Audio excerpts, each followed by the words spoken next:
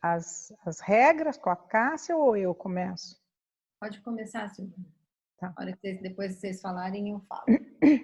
Então, bom dia a todos.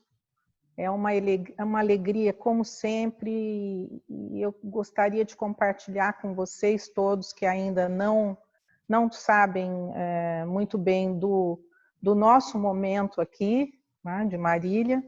Nós estamos num momento bastante importante da nossa trajetória, que estamos dando andamento, né? Conseguimos receber uma ajuda, vamos dizer assim, significativa de muita gente do núcleo para nos, vamos dizer, auxiliar nessa transição que nós estamos passando, né? O núcleo começou a construção da sede, está na fundação, estamos já quase terminando essa parte, foi uma parte significativa, porque necessitou de muita, vamos dizer, de ser uma fundação com muita consistência, né? E qualquer semelhança é mera coincidência com o que a gente faz, né? E estamos dando andamento. Esse era um sonho antigo do núcleo, né? E que começa a ser realizado. E juntamente com isso, o pedido para passagem de grupo de estudos da IPA. Então, só para vocês terem uma ideia de como nós estamos aqui a todo vapor, né?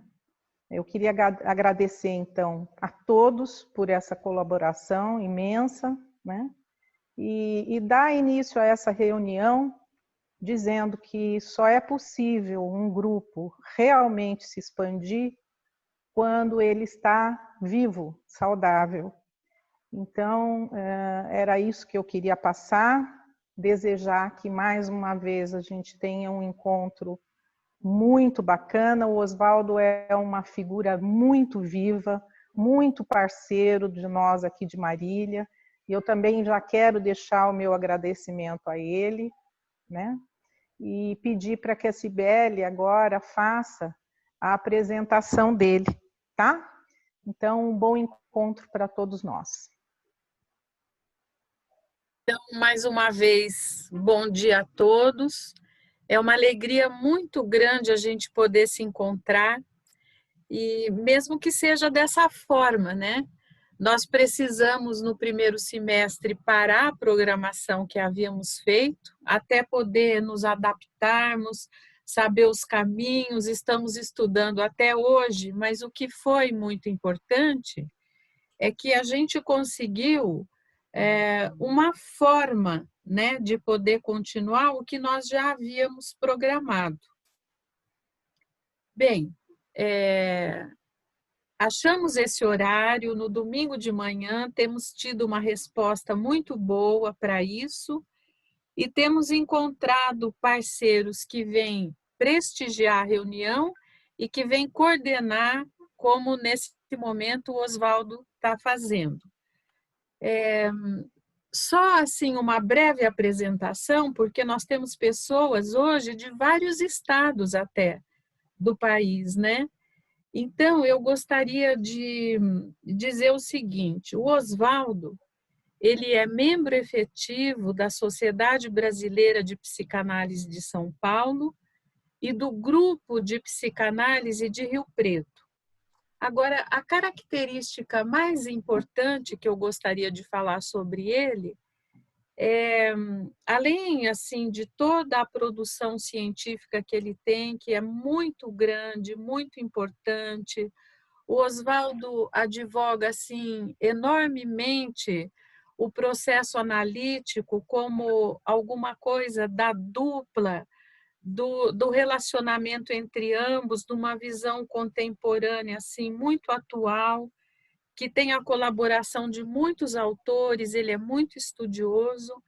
Mas, além disso tudo, Oswaldo tem uma característica que é o companheirismo e a disponibilidade que ele tem, sabe? Então, a gente agradece muito a sua presença aqui hoje, Oswaldo. E todas as vezes que nós temos nos encontrado, a gente tem sempre afirmado que nós queremos fazer uma parceria, né? e ter assim uma convivência de muita colaboração entre nós e Rio Preto, que eu acho que a gente só tem a ganhar, tá? Então, vamos lá.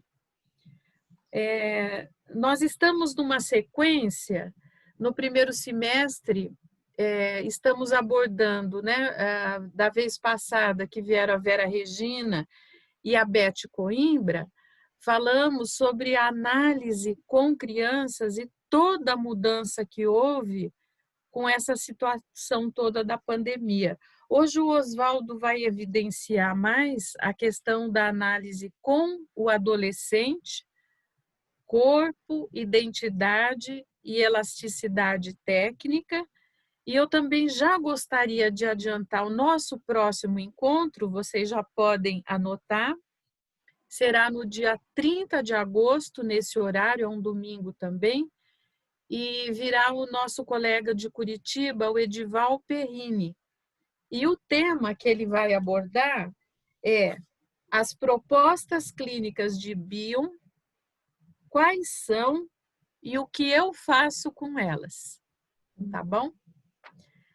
Então, vamos lá, Oswaldo. Muito obrigada pela sua presença. A Cássia não vai falar. Só um minutinho. Bom dia a todos os colegas.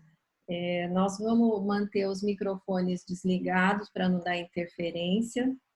Gostaria de lembrá-los que esse é um evento que foi destinado a profissionais da área psi e que o link de acesso é pessoal intransferível, né? No caso da apresentação conter algumas alusões a situações clínicas, qualquer comentário sobre o mesmo constituirá quebra de sigilo e infração ética. Esse encontro está sendo gravado e a gravação vai ficar disponível depois na biblioteca do Núcleo. Quem quiser assistir poderá acessar. Como a gente vai também fazer a gravação da lista de presença, tem algumas pessoas que não estão identificadas. Aí, se puder renomear, lá no cantinho da tela da sua imagem, tem 3 pontinhos. Se você clicar ali, aparece um renomear, é só colocar o nome para a gente poder fazer a gravação da lista de presença. Acho que é isso. Fala, Oswaldo. Vou falar. Bom dia a todos, né? Que falei ainda assim, é muito gostoso rever pessoas de várias etapas da minha vida, né? E estar junto com vocês nesse grupo de Marília que sempre foi sempre fui muito bem recebido e gosto muito de vocês, né? Sabem disso, né? E também está sendo interessante ver uma porção de pessoas que eu nunca vi, né? Estou sabendo que tem gente de outros estados. Então, tá certo que é fazer virtualmente. Eu perdi de tomar o vinho ontem com vocês aí em Marília, né? Que seria um prazer, sempre é um prazer, né? Mas, em compensação, a gente tem essa possibilidade de encontrar pessoas que a gente talvez não tivesse chance nenhuma de se ver, né? Pelas limitações do tempo mesmo e do espaço, né? Então, vamos trabalhar, né? A Cibele, que me fez o convite há mais ou menos um mês atrás, estava previsto já em julho e aí para falar alguma coisa sobre técnica, né? E quando ela me falou sobre adolescente, eu hesitei de novo um pouquinho, porque eu falei, puxa, de novo, vou falar de adolescente? Por que será que as pessoas têm tanta fissura que eu falo de adolescente? Será que ainda percebe que eu sou adolescente ainda, né? Já falei tanto de adolescência, né, por aí, escrevi, tem publicações minhas que eu acho legais, até hoje eu acho que valem a pena, né? Mas aí fiquei pensando um pouquinho o que eu poderia fazer de diferente, né? Porque eu não sou capaz, quem me conhece sabe disso, eu não sou capaz de repetir uma palestra, não sou capaz de repetir uma aula, né? Dou aula toda semana lá no Instituto há anos, mas não sou capaz de repetir, assim. Se eu não tiver uma coisa nova, eu não faz sentido. Eu trabalho numa profissão que me permite isso, então eu gosto de fazer essas coisas sempre me colocando em desafio para mim mesmo, né? Então aí eu fiquei uns 2 dias para dar resposta para a Cibele e dei porque eu tive uma ideia, né? Teve aquele webinar que vocês fizeram aí sobre a questão das mudanças da análise de adolescentes, de crianças, né? E aí fiquei pensando, né? Sim, tá, a gente sabe que tem uma psicanálise que a gente chama de psicanálise para os adultos, né? E tem uma psicanálise especial, um pouco diferente, que seria a psicanálise de criança, né? E eu fiquei pensando, será que existe uma psicanálise específica para adolescente? É possível fazer uma diferenciação e a gente falar que tem um jeito diferente de trabalhar com a psicanálise de adolescente, assim como a gente fala de uma psicanálise para criança, né? Então, eu quero colocar para vocês essa pergunta. E eu gostaria que a gente trabalhasse hoje na ideia de tentar resolvê-la. Há uma especificidade no trabalho com adolescente a ponto da gente falar de uma necessidade de falarmos em uma psicanálise de adolescente? Ou seria uma mesma psicanálise? Há uma mudança a ponto da gente fazer essa diferenciação também como a técnica que a gente usa da criança, né? E falamos então de uma psicanálise para a criança, ou nós teríamos que começar a falar também uma coisa do tipo, meio para brincar, né? Uma psicanálise para homens, uma psicanálise para mulher, uma psicanálise para negro, uma psicanálise para imigrante, uma psicanálise para grávidas, né? Ou é tudo uma mesma psicanálise, né? Onde estaria essa diferença? Então, veja que a questão ela é sutil, mas eu acho que ela é bastante importante, né? Claro que na adolescência o trabalho psicoterapêutico ele é adequado, ele existe, né? Ele é um trabalho que se faz mesmo, né? E eu também gosto de fazê-lo, né? Mas assim, e a psicanálise? Não sendo só uma questão terapêutica. Aí fala, Oswaldo, mas qual que é a diferença, então, entre uma psicanálise e uma psicoterapia? Velha questão espinhosa, né? Quer dizer, a psicanálise não é uma psicoterapia? Sim, a psicanálise é uma psicoterapia, é um tipo de psicoterapia. Freud propõe que a psicanálise tem 3 explicações para ela, tem 3 funções que ela tem na sociedade, né? Uma é um método terapêutico, portanto, é uma psicoterapia. Mas também é um método científico. A psicanálise só criar um método para ela, uma vez que a gente não se enquadra nos outros métodos científicos. E é também uma teoria sobre a mente. E ela tem uma especificidade porque ela não é um conhecimento que se aplica sobre uma pessoa, tal qual o fisioterapeuta, o ortodontista, o dentista, né, que fazem uma terapia, né, e o próprio psicoterapeuta que faz uma terapia quando vai, digamos assim, corrigir situações de vida de uma pessoa, né?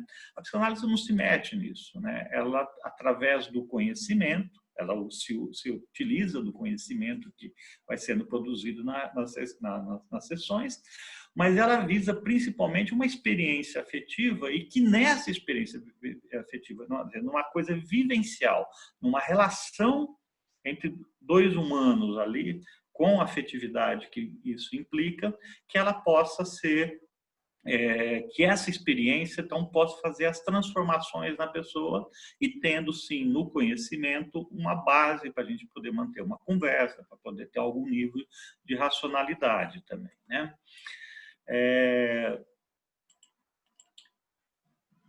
Também eu acho que a gente tem que fazer uma diferenciação, que a psicanálise é muito usada, e aí eu também tive grandes experiêncincias com isso, naquilo que a gente chama dos surtos psicóticos na adolescência. Então, tem um tipo de esquizofrenia, que é chamada de hebefrênica, que é devastadora, que começa no começo da adolescência, e quando ela acontece é assim, é sofrido mesmo, é um caso bem limite, né? Dá muita movimentação afetiva na gente, e aí eu acho muito adequado a psicanálise trabalhar, né? Não só, né, com a psicanálise, mas a medicação, o acompanhamento terapêutico, tanto da família quanto do paciente também. Mas esse tipo de situações exigem sessões, bem dizer, todos os dias, né? São situações muito sérias, né? Que tem. E aí a psicanálise tem que ser. Mas aí não é propriamente assim porque é um adolescente, é porque é uma pessoa que teve surto. Há um outro tipo de surto muito comum, que é muito confundido principalmente pelos psiquiatras, que eu chamo de surtos de maturação.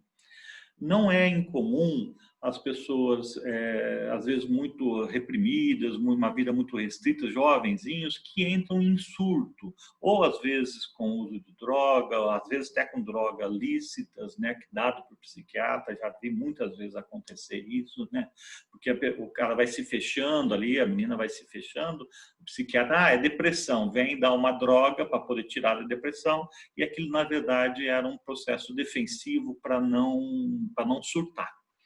Então, isso acontece também. Então, esses surtos de maturação, e tomem cuidado, quem trabalha com adolescente, fiquem atentos a isso, viu?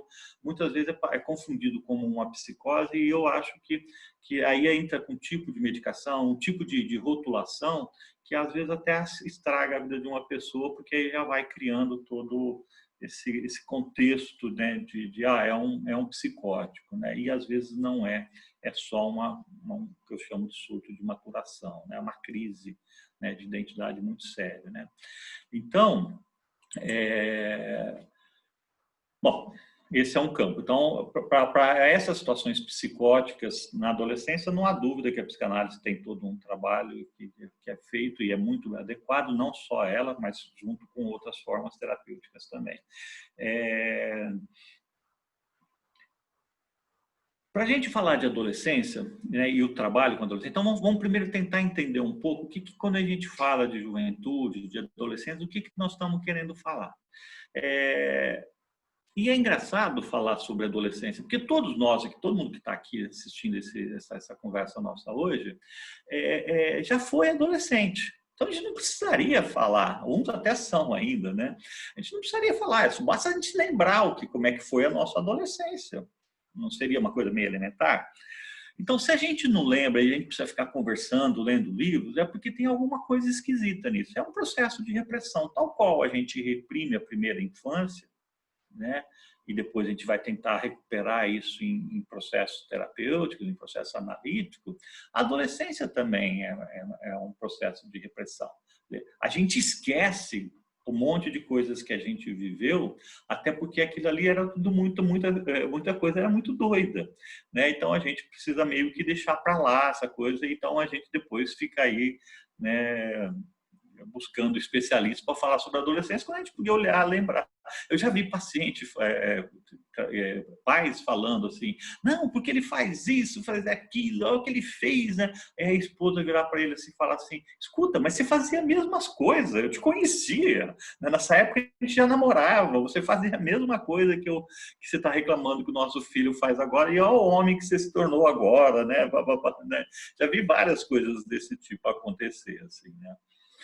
E aí a pessoa fala, oh, é mesmo, eu também fazia essas coisas, né? Bom, a adolescência é um processo de transição, né? A gente sabe disso, né? É uma metamorfose, como é uma das expressões que se usa bastante para falar disso, né? Entre aquilo que seria a latência e a vida adulta, né? Mas é um período tão importante que tem uma materialidade. Então, a gente não pode entender só como uma transição, tipo uma espera que passa. Não, tem, porque gera muitas definições na nossa vida, né? Grande parte das nossas definições a gente faz nesse período da adolescência, e depois o resto da vida a gente vai ter que segurar isso. E também é um período que dá muita confusão, né? É um grande período de crise, né? Então, a chamada crise da adolescência é um grande período de crise né? Que a gente vive nesse período histórico, né? E para falar da adolescência, então nós temos que entender que toda doença mental, toda doença, né? Ela tem que ser colocada dentro do contexto histórico. Né? Todas as crises e todas as doenças têm que ser colocadas nisso. E quando a gente trabalha com jovem, então a gente tem que estar muito mais atento a essa condição da realidade que eles vivem. E aí é complicado, porque assim, qual é a realidade que essa juventude vive? De quem nós estamos falando? Né? Do jovenzinho que mora num condomínio, que os pais têm toda uma condição, ou nós estamos falando de quem está ali na periferia, que está nós vamos trabalhar com essas pessoas nos aparelhos públicos, né? O que é? É uma pessoa do sertão do Nordeste ou é uma pessoa da Avenida Paulista, né? qual que é o contexto dessa pessoa, onde ela vive. Isso nós temos que ter claro, porque isso levar em conta esses aspectos da realidade da pessoa é fundamental. Eu acho que em qualquer idade vai se trabalhar, mas na adolescência isso ganha uma conotação muito mais importante, né? Porque isso que a gente está chamando, né, de uma crise da adolescência, na verdade não é uma crise só do adolescente, é uma crise da geração.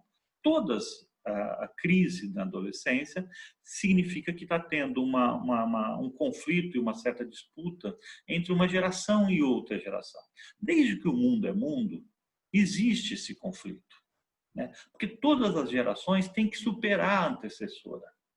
E aí a antecessora se sente desafiada e muitas vezes, por movimentos invejosos, ela acaba dificultando, né? Nem sempre as sociedades, né, as gerações estão preparadas para receber as novas gerações e, digamos assim, deixar ser superado e que o bastão seja passado para frente. Você vê o exemplo mais claro disso é a própria guerra, né? O que é a guerra se não um fracasso dos adultos em resolver uma questão e bota os jovens para brigar e morrer lá nos campos de batalha, né? A infantaria, né? Os infãs, né? Que são exatamente essa ideia, né? Os velhos, né, sentam nos seus gabinetes e mandam os jovens morrer. Ou mesmo uma sociedade que não dá perspectiva para a juventude, né? Tem toda uma conotação edípica nisso daí que a gente até poderia se estender para falar, né?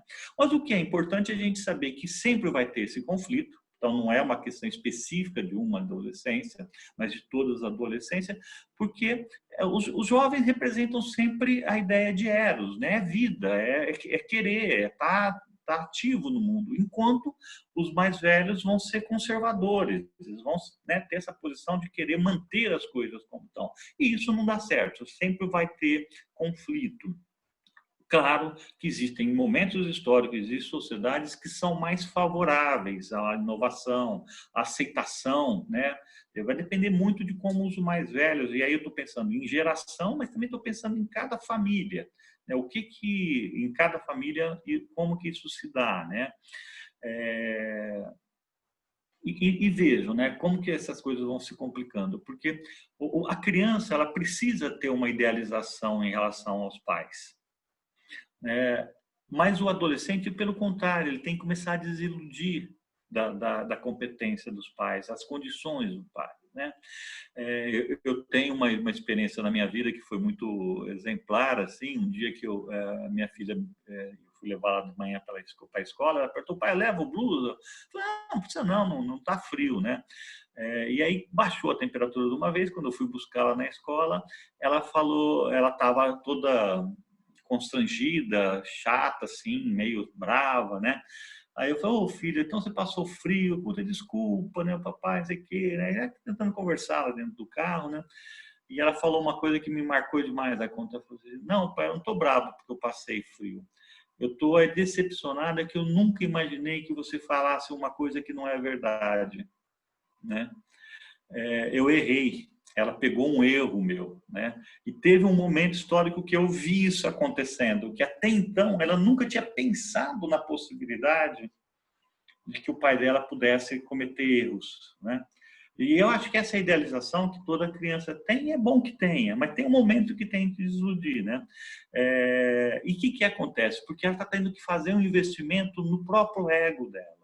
Ela está tendo que fazer um crescimento da própria percepção da vida para ficar menos dependente disso, né? Bom, quando a gente pensa em sociedade, eu tenho usado muito dois conceitos que eu gosto para poder fazer essa ideia, que é a sociedade administrada da Escola de Frankfurt e a sociedade do espetáculo do texto lá do livro do Guy Debord. E as duas, me parece que elas se complementam e me ajudam. Tem, lógico, também a questão da realidade líquida do Bauman também ajuda muito, mas eu gosto muito desses dois conceitos, porque são conceitos amplos que me permitem entender, né, lá do Adorno, Marcuse, Horkheim, quando eles falam da sociedade administrada, né?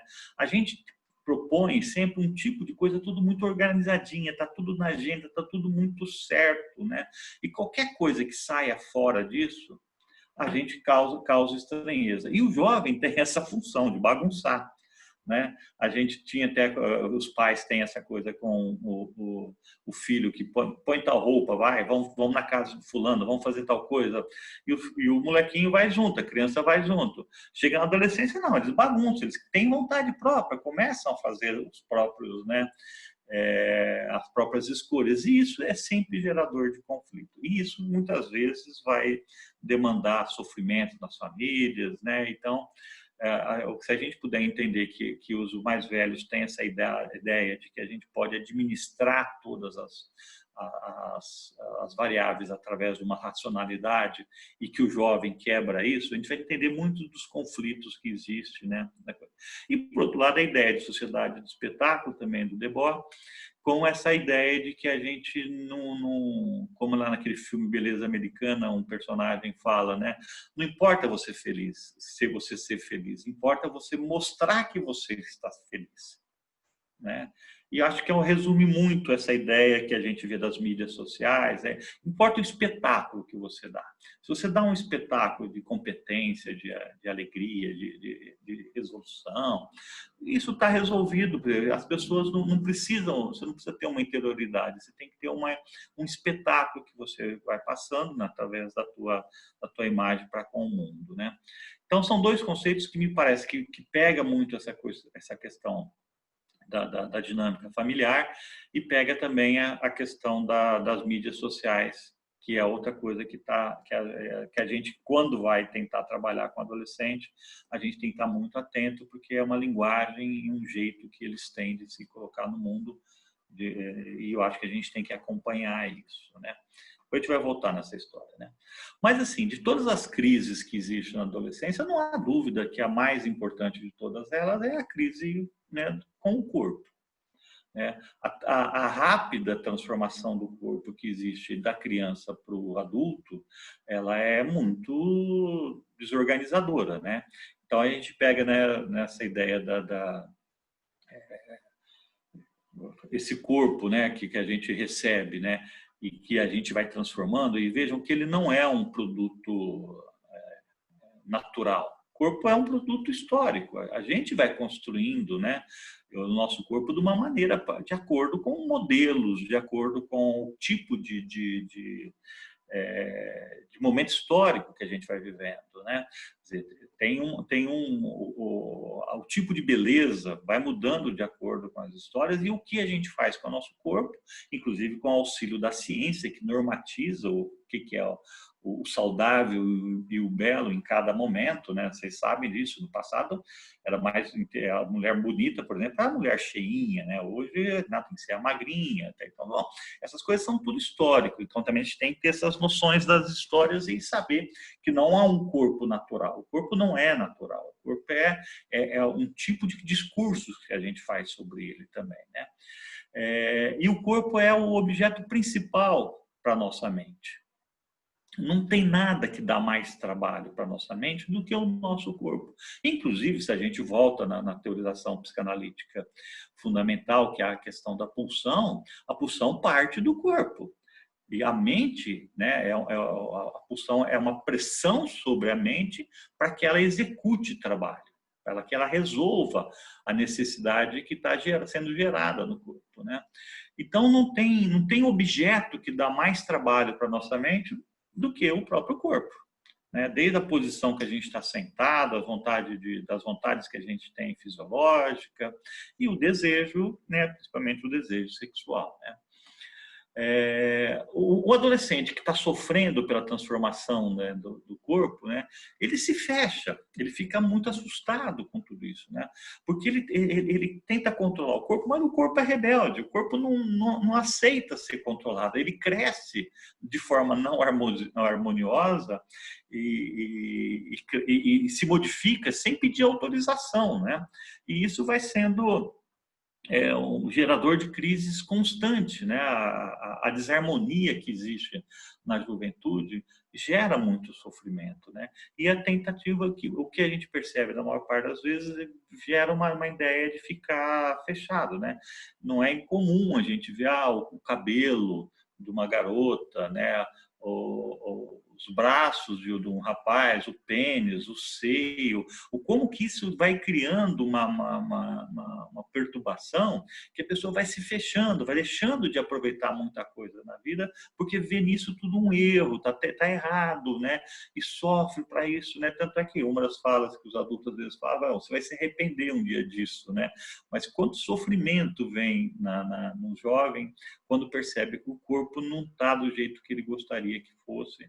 E o duro que às vezes entra-se nessa ideia de fazer cirurgias plásticas, de fazer intervenções, quando isso é muito mais uma questão psíquica do que propriamente de uma questão do corpo, né? Ela está pondo naquele lugar, daquele aspecto do corpo dela, algum tipo de expectativa e de frustração que não vai, né?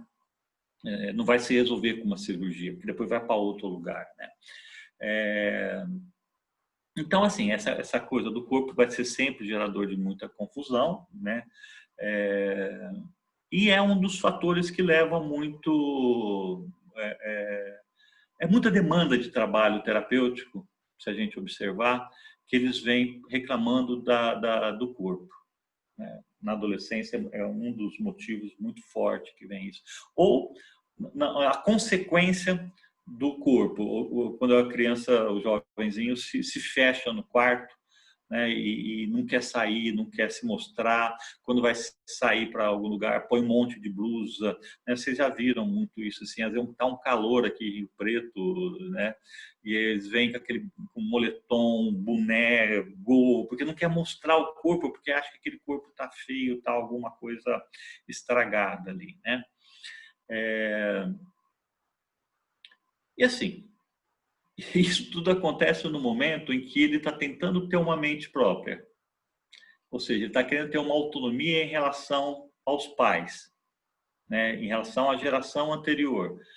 Então, vai fazer essa autonomia em relação aos professores, vai começar a achar que manda no próprio nariz, e, ao mesmo tempo, o corpo vai estar sacaneando, fazendo modificações que não pede autorização nenhuma, vai se transformando e a pessoa não sabe o que está acontecendo com ela, né? Não tem o menor controle disso. Então, vive esse paradoxo na necessidade da autonomia, né? De ser ele, mas ao mesmo tempo é humilhado por essa questão do corpo, né? E a gente sabe, né, que toda demanda pulsional, quando ela não é acolhida pela mente, na verdade, assim, a demanda pulsional tem 3 destinos básicos, né? Ela pode ser transformada em símbolo através do pensar, né, de toda essa questão mais evoluída que a gente tem. Ela pode ir para a mente do outro, através daquele mecanismo que a gente conhece como identificação projetiva, muito bem descrito pelo Mendeley, muito útil esse conceito, ou seja, de que a gente descarrega na mente do outro, porque aquilo não é suportável na nossa própria mente, ou, se não conseguiu nem pôr na mente do outro e nem transformar em símbolo, a gente põe no corpo. E nasce daí todas essas perturbações em relação ao corpo, inclusive a tal das doenças psicossomáticas, né? Nasce exatamente por essa incapacidade da mente de narrar, né? De botar símbolos nessas demandas pulsionais que, obviamente, partem do corpo, né? Então, quando a gente diz isso, né, quando a mente não sabe narrar, o corpo é que vai padecer por isso, né? Mas o que acontece, que eu quero abrir já ao próximo tópico que a gente pensou em conversar, é que essa inconstância do corpo, essa mudança acelerada que vai dando, não dá ao jovem a sensação de uma certa continuidade, nem no corpo e nem na mente. Ele não tem uma ideia mais ou menos perene do corpo que tem. Consequentemente, ele não tem uma ideia de quem ele é. Ele vive o tempo todo numa certa desconstrução de uma identidade. e eu acho que isso acontece exatamente por essa mudança muito rápida do corpo, e as demandas vão sendo cada dia de uma maneira diferente, e a própria imagem corporal vai sendo muito diferente. A gente tem essa experiência de ver algum jovem e passa aí um mês sem vê-lo, é uma outra pessoa sob o ponto de vista da constituição física. É muito impressionante isso. Imagina uma pessoa para realizar isso. Imagina, lembra de vocês quando nós estávamos nessa idade. É complicadíssimo a gente fazer essa coisa. Então, o que acontece? Que eu proponho é que a gente pense que vai havendo uma crise na nossa identidade em função dessa transformação mais ou menos acelerada que o corpo vai tendo, né? Antes de falar da identidade, eu só queria lembrar, porque eu usei isso num trabalho meu, que na verdade foi uma construção dois amigos lá de Assis, né, que fizeram sobre a questão da corpulatria. Fizeram um livro sobre isso, e é uma ideia que eu também gosto muito, né, desse momento histórico que a gente tem vivido, de uma idealização do corpo. Isso já foi até mais sério, né? Teve um momento que isso chamou muito a atenção, né? Essa ideia da sociedade baseada nos modelos, né? E colocando assim, é uma sociedade com uma cultura de anorexia e bulimia, né? Onde a questão, né, é se manter muito magro, né? E isso gera todo um tipo de sofrimento, né? Quer dizer, a velha luta com a alimentação e a sobrevivência, né, ganhou nesse momento histórico que a gente está vivendo, que ainda estamos vivendo, já mais há algum tempo já, essa ideia de que tem que se comer muito pouco ou tem que jogar fora aquilo que você comeu, porque o certo é você ficar magro, e quem não está magro tem lá, não está bem visto aí nas redes sociais, né? Então, também para a gente lembrar desse conceito de corpulatria, que eu acho que ele ajuda bem a gente. Bem, são coisas que eu estou falando, depois a gente vai voltar para poder pensar isso tudo nas perguntas e vou anunciando essas coisas para vocês, né? Bom, e baseado nessa ideia, então, do Guy Debord, e baseado na ideia da corpulatria, a gente também vai pensando que isso não é desse momento histórico, sempre foi assim. Sempre o jovem vai vai pegar modelos que são oferecidos pela sociedade e vai tentar ser igual a ele, né? Então, não é só as bandas de rock, não é só os cantores sertanejos, né? Não é só os modelos de passarela, né? Os artistas hollywoodianos, globais, não são só eles, né? Porque teve outro momento histórico que se tinha de ser um guerreiro, então você pegava o grande guerreiro, né? E ele servia de modelo de inspiração para os jovens, né? Então as pessoas se vestiam igual, tinham tentar ter atitudes iguais. Teve um momento que podia querer ser o santo, né? O modelo era ser uma pessoa pura de alma. Então, sempre teve isso na história da humanidade, não é uma coisa específica. Hoje nós ganhamos essa conotação através do acesso que nós temos à internet e as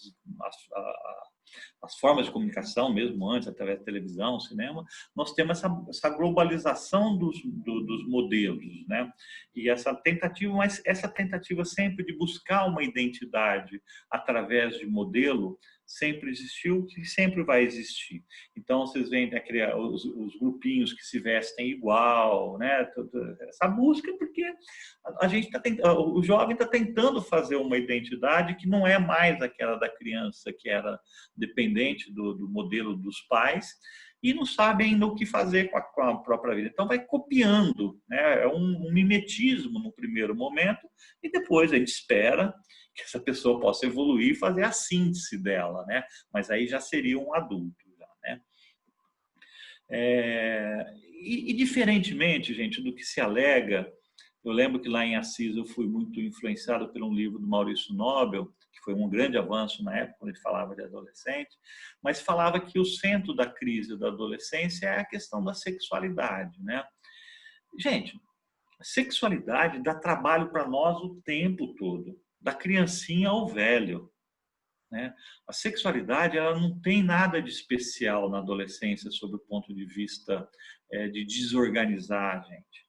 As questões do sexo, talvez, né, trazem várias questões, mas a sexualidade sempre foi, sempre será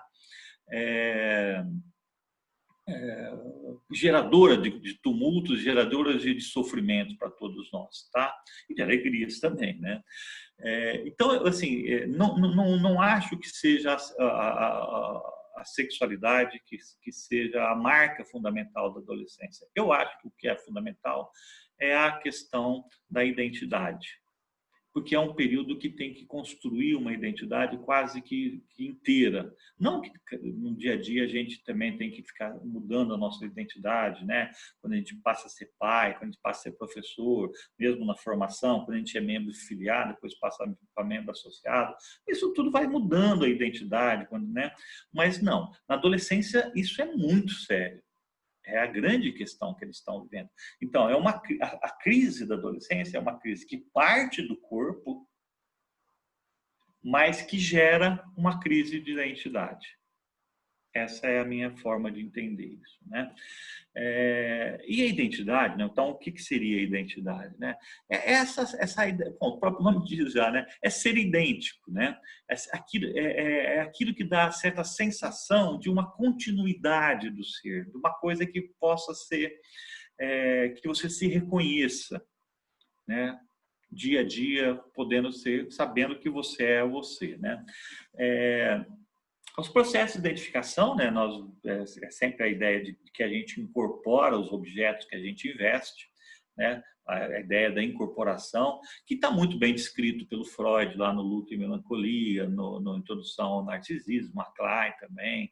Então, esse processo de incorporação, quer dizer, aquilo que sobra, aquilo que resta a partir do momento que se investe numa pessoa, né, e o que fica daquele investimento para a gente vai criando precipitados, né, de experiências, e a gente vai se identificando com aquela pessoa, vai ficando igual àquela pessoa. Então, primeiro, grande parte da nossa identidade é dada pela mãe, pelo pai, pela família, pelos seus núcleos, mas começando sempre para aquela pessoa que exerce a função materna, depois pela pessoa que exerce a função paterna, né? Essa triangulação é fundamental. E aí, a partir daí, vai sendo feito todo um acréscimo, vai agregando outras figuras, professores, Xuxa, Sérgio Malandro, né? Os artistas todos, a gente vai juntando esses personagens e vai formando essa coxa que vai sendo a nossa identidade, né? Então, a ideia da identidade, né? Então, essa sensação de continuidade do ser, né? Eu lembro de um adolescente que falava assim, ele não dormia, né? Ele era um desses casos de uma crise maturacional, então ele passou um período sem conseguir dormir. Ele desmaiava, chegava um período, né, que ele desmaiava, mas ele não conseguia aquele processo de deitar na cama para poder conciliar o sono, fazer essa brincadeira que a gente faz vai desligando. Ele levava a exaustão, quando ele via, ele estava dormindo, né? E depois de um tempo de análise, a gente conversando muito sobre isso, um dia ele me fala a seguinte ideia, né? Quem garante que amanhã, quando eu acordar, eu vou saber que eu sou eu? Olha, que coisa terrível. É de tirar o sono mesmo, né? Mas isso que estava ali condensado muito visivelmente no que ele estava nos contando, uma caricatura disso que eu estou falando para vocês, da questão da noção de identidade. Né? O jovem, ele se perde, porque você vê como que eles são inconstantes nos desejos, nas opiniões, né? E muito, né? Nesse período histórico, a gente vai ter essas questões assim, porque para poder ter essa noção da identidade e poder se diferenciar dos pais, vai ter essa ideia de um certo investimento meio prepotente no próprio eu. Ele vai começar a se confrontar, achar que ele mas ele vai ter vergonha dos pais, né? Isso a gente percebe muito, assim. Eles têm vergonha dos mais velhos, né? E aí a gente vai ter que lembrando um pouco das ideias do Bion, né, que ele fala assim, algo do tipo assim, que a pulsão de vida associada ao orgulho se converte em respeito por si mesmo, esse tal da autoestima, tão fundamental na nossa vida, né? Mas a pulsão de morte, tudo aquilo que são os afetos agressivos, né, associado ao orgulho, se converte em arrogância, né? Então, o jovenzinho, às vezes, muitas vezes é arrogante, né? E a gente percebe isso, e como isso dá trabalho para os pais entenderem isso, a própria sociedade, né? A gente não suporta muito ter uma pessoa, um fedelho, como se diz, né? Sendo arrogante perto da gente, né? Então, é interessante observar isso, que na juventude precisa ter algum tipo de força interna, mas como é fácil de resvalar para essa questão da arrogância, da estupidez, inclusive, né? E também outra característica fundamental da juventude é a ideia da curiosidade, né? Eles são muito curiosos, né? E isso, né, fica muito exacerbado na juventude, né? E quando não está curioso, nós temos que nos preocupar, né? E aí seria o caso, essa é uma demanda forte para trabalho, né? A gente tem que ajudar esses jovens a voltar a ter interesse pela vida, né?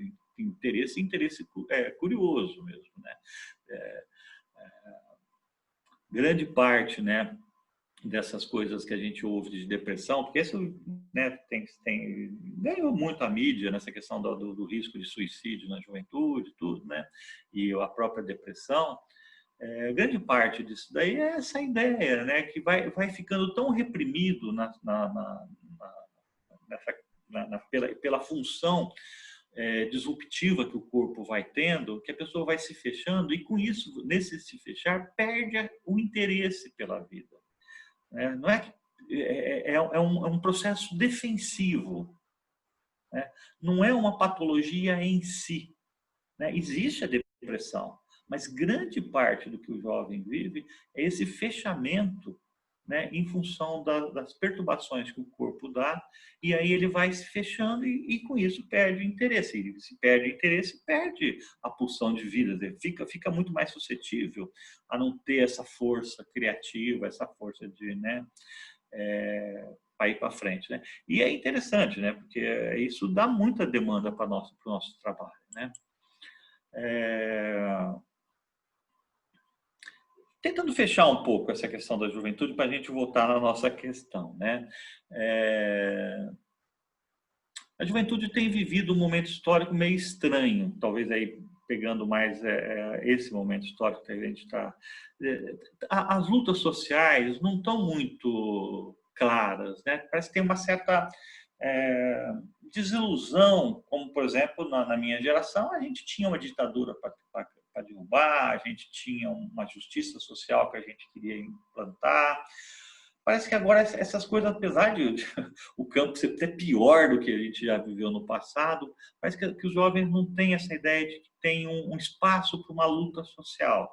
Tem a luta cultural, né? Sem dúvida isso tem e estão fazendo, né? E a pauta agora que está chegando, tanto da defesa da democracia quanto a essa questão do racismo, né, as questões de gênero, a juventude tem se movimentado muito nesse sentido. E isso é muito interessante, porque vai dando espaço de vazão da contestação, né? Mas, por outro lado, a gente está vivendo um momento histórico também que é um culto ao individualismo, né? Exacerbado, né? O meu, o eu, né? Tá muito também. E isso entra em contradição com essa questão de se permitir fazer parte de uma luta social, onde o eu é diluído num movimento muito maior, né? Se troca o eu pela luta, né?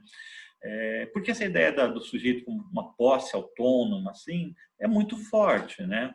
Ao mesmo tempo que essa questão também do domínio onipotente do corpo. Então, o meu corpo tem que ser do jeito que eu quero que ele seja. Então, eu vou malhar, eu vou fazer cirurgia, eu vou enfeitá-la de um jeito, né? Para fazer o meu corpo ficar do meu jeito. Então, muito da luta social foi transformada, foi direcionada para a luta com o próprio corpo, né? Porque acho que o corpo é o que restou mesmo para o sujeito, né? Ele é eu usei num texto meu, eu falo que ele é o outdoor, o grande outdoor da individualidade. Então, você se expressa, você se mostra através do corpo, né? Numa sociedade de espetáculo.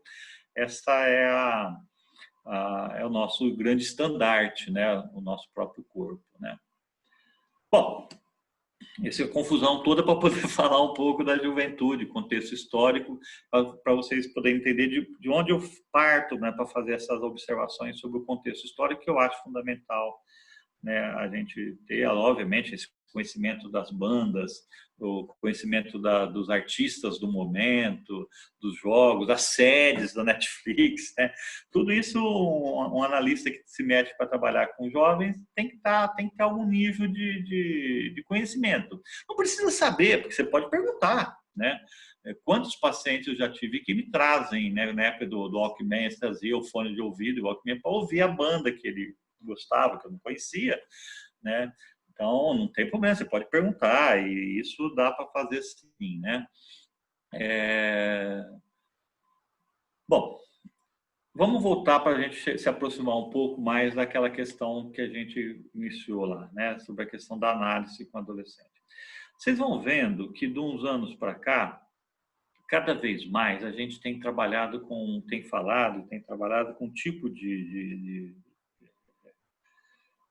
patologias, né, que a gente chama das patologias contemporâneas, né, ou os casos não neuróticos. Toda a psicanálise ela nasceu para trabalhar com os casos neuróticos. Depois disso, no próprio Freud, mas toda a história que veio depois da psicanálise foi abrindo a possibilidade de a gente trabalhar com os casos não neuróticos. Então, o modelo da psicanálise básico da teoria foi sim baseado na neurose, mas hoje cada vez mais a gente trabalha os pacientes não neuróticos ou os aspectos não neuróticos nos pacientes neuróticos, né? Então aí estariam essas patologias do vazio, déficit de representação, os problemas de simbolização, borderline, né, a bulimia, a anorexia, essas coisas todas ligadas ao corpo. Mas seriam sempre essas coisas num limite entre a neurose e a não neurose, né? E esses tipos de paciente vêm forçando a gente, né, a fazer muitas mudanças na nossa técnica. Através da necessidade de trabalhar com essa demanda, a gente veio fazendo isso. Na verdade, isso não é novidade para a psicanálise, porque se a gente pegar duas linhas, a psicanálise ela nasce como uma terapêutica, né? Ela começou como método terapêutico e sempre vai ser um método terapêutico. A psicanálise jamais será uma filosofia exatamente por causa disso. Ela pode até influenciar a filosofia, mas ela é um método terapêutico, né?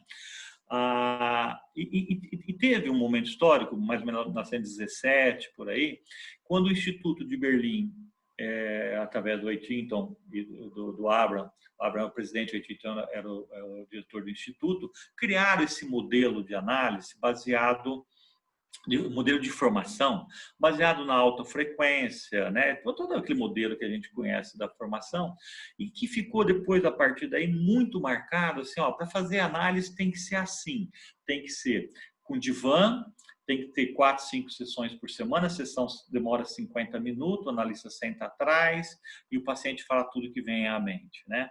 Então ficou esse modelo, que é um modelo que ficou institucionalizado, mas isso não era a única forma. Isso nunca foi a única forma de fazer análise. Sempre correu paralelo, não na voz oficial da instituição, um tipo de psicanálise para pacientes hospitalizados, para, né, ver toda a experiência do Ferenczi com as prostitutas, moradores de rua, isso no começo do século passado, né? E isso gerava, assim, uma psicanálise, né? E a gente não pode esquecer, inclusive, como que nós chegamos a esse modelo tal do setting, né? Quer dizer, isso foi meio acaso. O Freud, primeiro, ele fazia caminhando a análise, ele atendia amigos, atendia supervisionando, atendia a filha, né? A gente não pode esquecer. Até o divã, o famoso divã, não sei se vocês sabem, mas foi um acidente de percurso, né? A Benveniste, a Madame Benveniste, ficava constrangida de sentar na escrivaninha, olhando para ele, falando das intimidades dela, e resolveu pedir para levarem um divã para a sala dele. E ela começou a usar o divã e o Freud gostou. E, na verdade, quando ela foi embora, ela falou que ia mandar, quando ela terminou o trabalho, ela ia pedir para alguém ir lá buscar o divã. E ela nunca fez isso, né? Então, na verdade, pelo que me consta, ela não doou o divã ao Freud. Então, aquele divã famoso que está lá no Museu de Londres, aquele ali foi um dia a família Benveniste pode chegar lá e pedir o divã de volta, né? Porque é deles, né? Não deu para o Freud, pelo que me consta, pode tenha dado. Mas um acidente. Então, quem disse que esse setting é o setting certo? Esse é o setting que vem dando certo. Eu, particularmente, eu gosto muito dele. Nossa sala minha aqui, meu divã, minha poltrona, o jardim de inverno, eu acho isso tudo perfeito para mim. Mas tem outras maneiras também. E o número de sessões, mesma coisa. Eu, claro, prefiro trabalhar com uma alta intensidade.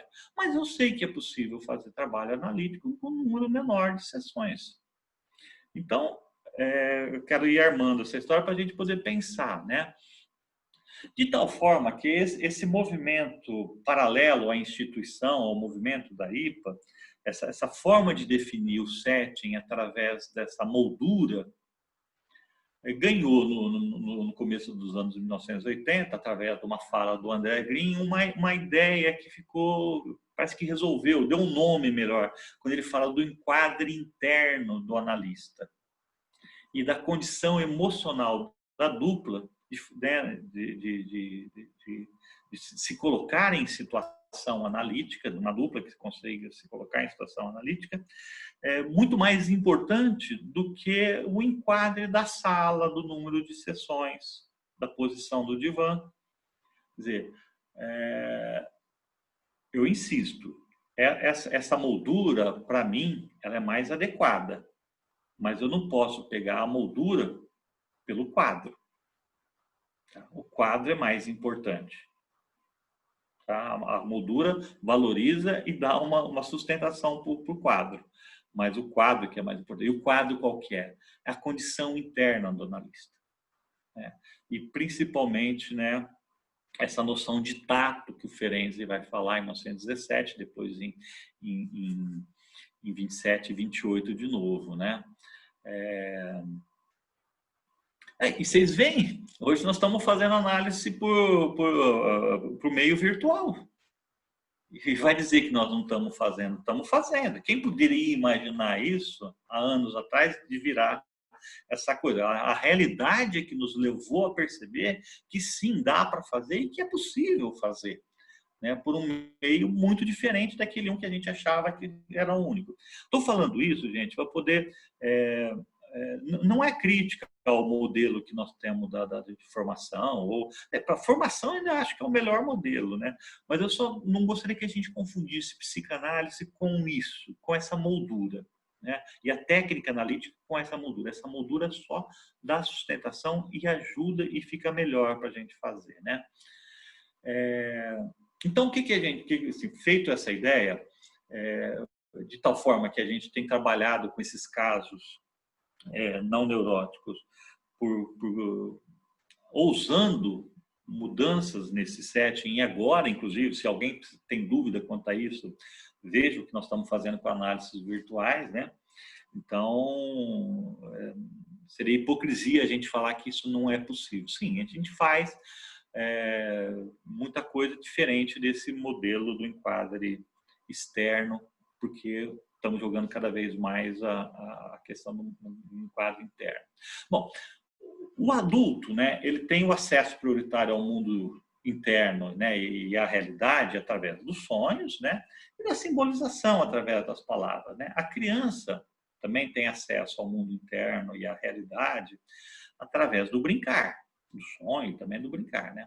E o adolescente tem o acesso prioritário, né, ao mundo interno e à realidade através do devanear. prestem atenção. Adolescente viaja na maionese. E isso é muito legal. Nisso, a gente tem que se permitir devanear junto. Nesse ponto, a gente fica muito mais perto com o trabalho com o psicótico quando está alucinando. Você não fala para um psicótico que está alucinando que aquilo é alucinação. Você não fala que ele está viajando, que aquilo ali é loucura. Você ouve, tenta entender. Se ele te pergunta alguma coisa, para você é assim, eu estou vendo diferente, eu não estou vendo o fantasma aqui na sala, não estou vendo o jacaré debaixo do divã, né? Uma piadinha. Eu não estou vendo, mas se você está vendo, ele tem. Você sabe que aquilo tem uma concretude, tem uma especificidade na vida daquela pessoa, que você não vai falar, não. O adolescente, aquelas viagens, então que ele vai ser piloto de Fórmula 1, que ele vai ser não sei o quê, que ele... Vamos lá, vamos brincar junto, vamos devanear junto, né? Então, por quê? Porque tal qual os déficits de representação, o adolescente ainda está construindo uma mente. Ele está querendo ter uma mente própria. Ele está construindo, então ele vai testando uma porção de coisas. E o analista de um adolescente tem que estar disponível a acompanhar ele nessas viagens, nesse faz de conta, que é um jeito de brincar com a realidade. Assim como a criança brinca com um brinquedo concretamente. O adolescente faz essa brincadeira testando naquilo que vocês podem buscar isso no espaço transicional do Winnicott, né? nas zonas intermediárias, na necessidade da ilusão. Isso tudo tem teorizações muito boas para a gente poder entender. Estou pegando mais na questão da técnica. Mas isso nós sempre soubemos, ou deveríamos saber, né? Tanto nessa questão da adolescência ser um período de devaneios, de imagens que a gente vai produzindo, que é essa coisa aqui, porque nós já passamos por isso.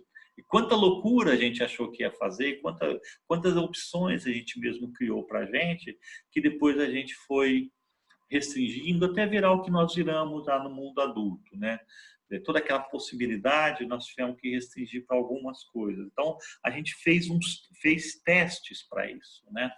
Imaginando. Depois lá na frente, isso não vai virar, não deu certo, né? E o que estou falando, né? Que a ideia da interpretação nesse momento ela é muito mais uma ideia de ajudar a construir representações. E para isso, né, a gente vai ter que entender que nós vamos ter que flexibilizar a técnica. E flexibilizar a técnica está lá desde o Ferenczi já nos avisando sobre isso. Então ele usa o modelo do João Bobo, né? Sabe aquele João Bobo, aquele brinquedo que, né, tem vai para lá e para cá? Ele vai para lá e para cá, mas está preso em algum lugar. Não é que está preso, tá sentado sobre alguma coisa. E que coisa que tem que ser essa possibilidade? É essa condição interna de se colocar através da função analítica. Ter a função analítica bem desenvolvida através da própria análise, através dos estudos que faz, mas principalmente da própria análise, que vai dando para nós essa segurança de que lugar que você está. Portanto, a ideia do enquadre interno. Você sabe que você é analista.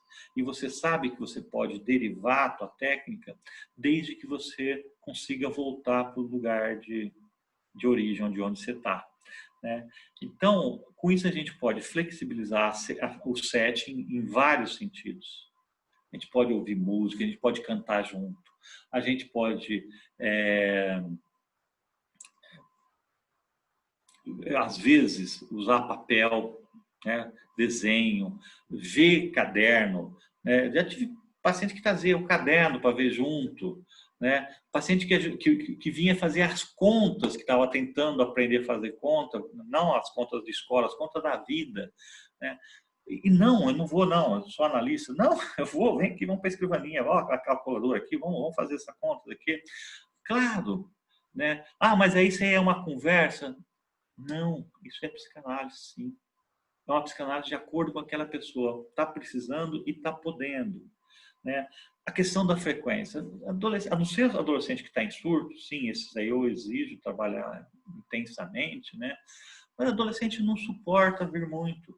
Não tem jeito, né? Não vem 4 vezes por semana. Isso é muito raro você pegar uma situação dessa. Uma vez por semana. Eu lembro do Peçanha falando, olha, se você não souber trabalhar com 1 vez por semana, não tente fazer isso. Não tente mexer com adolescente. Porque vai ser o jeito que você vai ter que, né, trabalhar mesmo. Outra coisa, a gente fica muito mais ativo. A gente pergunta, sim, coisas. E aí, você foi na festa? Né? Aí, né, o que aconteceu? E a prova? Como é que foi? Chegou uma sessão desesperada que vai ter uma prova. A gente pergunta, sim, não tem importância. Né? Isso é um posicionamento muito mais ativo da análise. Você tem que buscar o paciente, principalmente esses que estão fechados, que chega assim e fala, não tem nada para falar, não tem nada. E como te diz aqui no interior, puxa a língua dele, propõe assunto, né? Mas você foi visitar tua avó? Coisas ridículas assim que pode, mas o que você faz? Não, eu tenho que ficar esperando, tem que ter na posição passiva, o paciente tem que vir, porque eu posso interferir, ele tem que ser o que surgir do inconsciente dele. Não vai virar.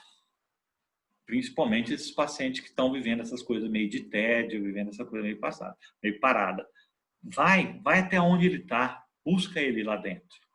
Né? Não tem problema, isso é posicionamento ativo. Né? Tem teorizações sobre isso, tem gente séria que já fez isso. Né? Mas saiba de onde você tem que depois recuar e voltar para o teu lugar. Né? Então, e também a manutenção do set, né? Nessa coisa, olha, vem a semana que vem, então vamos combinar, então a semana que vem, né? Na verdade, nós estamos falando dessa coisa que eu estava propondo para você, dessa linha meio paralela, diferente da visão institucional, que sempre foi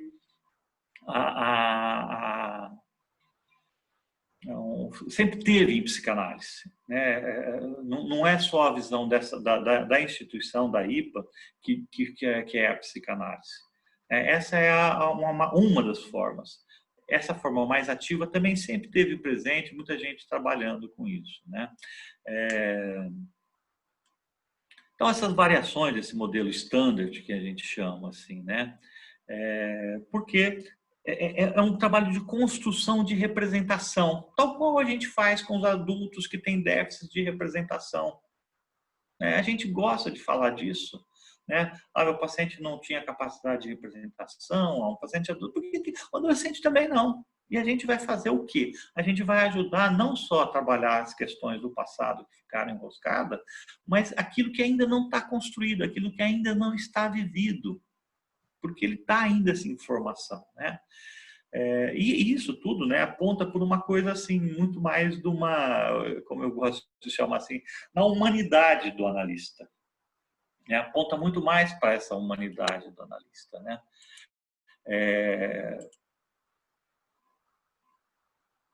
De tal forma que eu posso agora, né, responder. Né? Não há uma psicanálise específica para adolescente. O que há é uma condição do analista de adolescente de se colocar numa posição muito mais flexível, muito mais animada, muito mais ativa, participativa, que não fica numa posição de o paciente veio me procurar, ele que tem que vir trazer o material, ele que tem que, né? Não, a gente pode perfeitamente ser mais ativo e ser mais... Vamos ouvir vocês agora, acho que tá bom, já falei muito já, né? Vamos ouvir um pouquinho. Foi muita conversa, né? E quanta conversa boa, né, Oswaldo? Nós já temos aqui algumas perguntas. Tem uma... Cássia, desculpa, desligou meu aparelho aqui. O que você falou? E quanta conversa boa, né? Você falou que já conversamos bastante, quanta conversa boa. Tem uma colega aqui, a Emília, ela está contando que está atendendo um adolescente de 16 anos e que ele nasceu prematuro e com espinha bífida. Então, portanto, ele é cadeirante e aqui há 3 meses atrás começaram a nascer muitas espinhas nele e ele anda muito calado. Vai lá, você poderia comentar alguma coisa? Essa daí é aquela do Goethe na sala de espera do dentista, né? E o gaiato do jornalista lá viu o Goethe lá e sai com aquela, né? Concentrado está a sua alma no estreito orifício do molar, né? O Goethe na sala de espera lá, o grande homem na Alemanha, eles chamam o Goethe de o grande homem, né? O maior homem da história da Alemanha, né? Ele está lá assim, colidindo no canto com dor de dentes. E a alma do grande homem estava cabendo dentro de um buraquinho, né? Que é a cárie, né? Esse garotinho está vivendo a espinha, né? Tem daquela, não sei se vocês lembram, daquela da série fantástica, Anos Dourados, né? Anos Incríveis. Tinha um adolescentinho, né? E também aparece uma espinha nele e à noite ele ia encontrar com a garota, né? Nossa, ele vive o inferno, não podia, onde já se viu, estava inviabilizado, né, o encontro, né? E é muito interessante as coisas que ele vai pensando e propondo para a gente, é uma série muito interessante, muito bem feita, né? E aí depois quando ele chega à noite, ela tá com uma bem na ponta da espinha, assim, bem na ponta do nariz também, e acaba o episódio assim. Mas me lembro muito desse episódio por causa dessa coisa. É disso que eu estava falando, né? Quando o corpo ele tem, eu já vi moça linda, mas linda, que tinha ponta dupla no cabelo e não podia ir na festa. Né? Vocês já devem ter visto isso. Né? Na minha casa, essa filha que eu estava contando, ela tinha o cabelo armado e não podia, ela sofria, ela queria fazer progressiva, queria usar aquelas coisas que a gente não deixava, que é formol, essas coisas, porque onde já se viu, ela tinha o cabelo encaixado, não era armado, né? Tinha esse cabelo lisinho. E quanto que ela sofria, quanto que ela chorava. É isso. Essas questões, né? Que o corpo propõe para o jovem, toma conta da mente dele. E a gente não vai respeitar isso? Lógico que a gente vai respeitar. A gente tem que entender que ali está colocado toda uma inviabilidade de relação e que a gente vai ter que ajudar a entender que isso está dentro de um contexto muito maior, né? Quer dizer, esse exemplo que a Suzana deu, assim, ele acho que exemplifica bem toda aquela primeira parte que eu falei da preocupação do corpo. O corpo preenche a mente de uma tal maneira que inviabiliza outras movimentações, né? Tem uma outra da Silvana que está pedindo para você falar um pouquinho da sua realidade com a adolescente nesse trabalho online agora. Eu estou tendo com todos os meus pacientes está dando muito certo, né? Todos os adultos, né? Só a criança que eu não estou atendendo mais, né? Eu já tinha parado de atender criança antes, né? A coluna não está deixando mais, né? Porque obviamente eu era bastante ativo nas minhas sessões, né? Ontem nós tivemos uma reunião do GEP aqui em Rio Preto e uma colega falou que nenhum dos adolescentes dela quis fazer online. E foi uma surpresa, porque eles vivem online, né? Então ela está tendo que atender presencialmente. Os meus todos adoraram a ideia, né? Estão fazendo, estão em análise, eu trabalhando o tempo todo as questões da relação comigo, a relação comigo através dessa nova modalidade. Então, me parece que está tendo vários tipos de experiências, né? Estão tendo. As minhas são todas favoráveis. Assim, tem uns que falam que não voltam nunca mais, até pelo conforto, né, de não precisar sair da casa, falar, eu não quero nem saber esse negócio de quando acabar essa pandemia, eu não volto mais para ir para tua sala, não, né? Nós vamos fazer sempre assim. E fazem, respeitam, são pontuais, vão para um lugar isolado da casa, normalmente o quarto, né? Mas também são adolescentes que têm acesso a um quarto próprio, né? Isso, né, eu estava falando de qual adolescente nós estamos falando, né? Tem gente que nem tem quarto, né? Nem tem casa direito, né? E também tem demandas para análise para essas pessoas, né? Então, para mim tem dado muito certo. Mas eu fiquei surpreso ontem quando uma colega falou disso. Então, eu acho que nós não temos uma padronização ainda. Tudo isso está sendo muito novidade para a gente, né? Então, tem que acumular mais conversa, tem que conversar muito sobre isso para ir vendo as experiências. Mas eu também tive uma surpresa grande, assim, que os meus pacientes, mesmo os adultos, também foram entrando nessa modalidade de trabalho e foram entrando mesmo, né? Foi assim, eu estou fazendo análise mesmo, tenho certeza disso, né? Através do celular, né? Processo transferencial, a relação afetiva, a experiência emocional está presente o tempo todo, né? Tenho vivido alguns momentos muito interessantes, né? De pessoas podendo se conhecer, podendo se transformar. Há um grande nível de mobilização nesse momento histórico. Está todo mundo meio com a flor da pele, né? Umas épocas mais animadas, época de saco cheio, irritadiço. Então, isso traz muito material, né? E, obviamente, se a pessoa está com o saco cheio, vai estar com o saco cheio da gente também. Se está irritada, vai estar irritado com a gente também. E conhecer esses lados sombrios, né, é fundamental no processo. Uma análise que não não vai mexer com ódio, com medo, não é uma análise, né, gente? Vamos lá, né? Então, tem sido muito interessante essas coisas. Então, a minha experiência com adolescente está seguindo o padrão da minha experiência com os adultos. Tem dado certo, eles têm se beneficiado.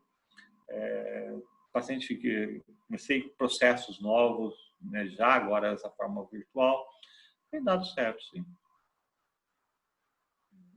Quanta coisa a gente está aprendendo, né? E olha, outra coisa também, viu? Na verdade, nenhum deles quer ficar vendo o vídeo, viu? Querem conversar mesmo, sem ficar olhando para a tela. Isso eu também acho bem interessante, porque aí favorece um pouco mais essa coisa mais do sonhar junto, né? Então, assim, tem que ter, a surpresa está sendo muito agradável. Fala, cara. Não, até um pouco como se estivesse no divã, que daí não fica olhando para o analista, né? Mas não eram pacientes que deitavam no divã, pacientes ficavam apontando. O adolescente dificilmente deita, né? Uhum. A Estela está perguntando se o uso de jogos também pode fazer parte dessa flexibilização que você falou. Sim, claro, é exatamente disso, gente, né? Que demanda que é, de onde vem? Eu estava quando eu estava falando, o adulto sustenta o trabalho na conversa. A criança a gente sabe que não sustenta, a criança também conversa com a gente, mas ela sustenta mais no brincar. O adolescente sustenta nessa questão do devanear. E um tanto do jogo também.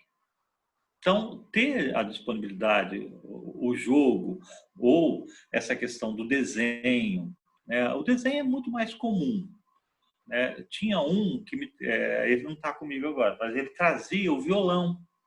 E às vezes ele queria me falar uma coisa, ele tocava, não uma música dos outros, né? Uma música que ele conseguia fazer, e nem que era uma música que ele tinha feito, era um som que ele achava que aquele som representava o que ele estava sentindo. E eu sabia do que ele estava falando. Eu conseguia pôr palavras naquele som que ele fazia, porque me tocava. Ele conseguia expressar através do violão e aquilo chegava a mim. Eu falava, parece que você está dizendo disso. Será que é isso que você está querendo me dizer, papá? E coisa que ele não sabia falar, ele não sabia narrar ainda aquilo, né? Mas o som daquilo ele sabia qual que era. Nós sabemos o som das coisas antes de saber o nome das coisas, né? Nós sabemos o som da ternura, da segurança da voz da mãe, muito antes de saber o calma, filhinho, né? A gente aprende primeiro a música, depois é que a gente vai aprender a palavra. É uma representação já muito mais sofisticada, né? Então, não me espanta que ele precisasse fazer isso. Ele não tinha ainda cabedal simbólico para expressar por palavra, mas se ele tinha para expressar pelo violão. E nem era um grande tocador, não era que era um exímio, né? Não, ele estava aprendendo a tocar violão, mas ele fazia lá umas posições e me dava alguma sensação, e aí eu falava, será que é isso, né? E aí ele começava a conversar comigo sobre aquilo lá. Então, sim, jogar, sim. Tem que tomar cuidado com os aspectos, porque tudo isso também pode servir como um aspecto defensivo, né, gente? Né? Tá? Então, vamos combinar que a gente vai, mas a gente vai observando, né? Se você está percebendo que está fazendo um hóspede, né? Que aquilo está sendo usado para uma defesa e vai ficar só nessa defesa, aí a gente tem que conversar sobre isso, né? É um jeito de enrolar a sessão? Não, isso é... Então, um certo momento a gente pode ser tonto, mas daí a pouco não, né? A gente fala, opa, peraí, está acontecendo alguma coisa aqui, né? Não é assim que a gente faz? Os processos defensivos existem e eles continuam tendo a mesma função lá quando o Freud propunha para a gente, que ele é um processo para evitar entrar em contato com, né, com o mundo interno, né? Uma outra questão, bom, nós estamos hoje aqui no horário. Tá, não, nós começamos bem atrasados, gente. Vamos mais um pouquinho, eu estou disponível. Vamos lá, que bom. Tem uma outra questão da Mariana, ela quer saber o que você pensa a respeito do uso excessivo de jogos de videogame nesse momento, assim, de pré-adolescentes que passam 10, 15 horas jogando, invertendo o dia pela noite. Esse é um problema. Faz tempo que isso está acontecendo, desde que, né, não é adequado, né, porque é um excesso, tudo mais. Agora, gente, sempre teve isso, né? Tem uma quantidade de mentalidade que o videogame ele não tem nada a ver com isso. A questão é o uso que se faz dessas coisas, né? O videogame é uma delícia, é um jogo, uma brincadeira, né? Adaptado ao momento histórico, mas sempre teve, né? Aqueles jovens que ficam muito apaixonados pelo modelo de lazer que tem em certos momentos, no momento histórico. A minha mãe ficava brava comigo porque eu ficava muito tempo jogando bola na rua, ficava na rua, e onde já se viu que esse menino não vai virar nada porque só fica jogando bola, só fica na rua, né? Eu acho que tinha algumas vantagens ficar na rua em relação ao videogame, mas o que nós fizemos também, a nossa geração que tem os filhos hoje, a gente roubou a rua deles, né? A gente falou, não sai na rua não, porque a rua é perigosa, né? Fica dentro de casa, fica dentro do quarto, né? A nossa casa, a nossa família tem que ficar fechadinha aqui, porque lá fora só tem perigo, né? Nós que criamos essa ideia. Aí eles vão para o computador, vão para a internet, vão para os jogos, e a gente vai reclamar? Então a gente tem que tomar cuidado também quando a gente está fazendo isso. Nós é que transformamos o mundo lá de fora em ameaçador, né? Botamos esse medo para ele, vamos para o condomínio, vamos nos fechar, nossa casa tem cerca elétrica, muro de 3 metros, porque o mundo lá fora é perigoso. Aí fala, ai, meu filho só fica dentro do quarto, o quarto com banheiro, com internet, com, né? Lógico, né? Então tem isso. Claro que quando você tá vendo que a pessoa tá fazendo um uso excessivo, tem que começar a problematizar isso, né? Tem que começar. Agora, sabe que a maior parte acontece? Pois para, né? Tem um período que fica jogando muito e depois vai partindo para outros interesses. É um aspecto de desenvolvimento, é um aspecto de aprendizado, jogar esses vídeos, esses jogos. Tem muitos que fazem, inclusive, conversas, criam amizades através disso. Tem outros que desenvolvem muito, porque tem jogos de estratégias, né? Desenvolve muito coisas da inteligência mesmo, né? De estratégia, né? Mas o que a maior parte depois vai fazer vai parar com isso, vai ter outros interesses. O que a gente também tem que ver sempre, né? É o uso que está fazendo. Pode ser o uso defensivo, quer dizer, ficar no jogo para não ter sociabilização, não buscar outras formas, isso começa a atrapalhar a escola, né?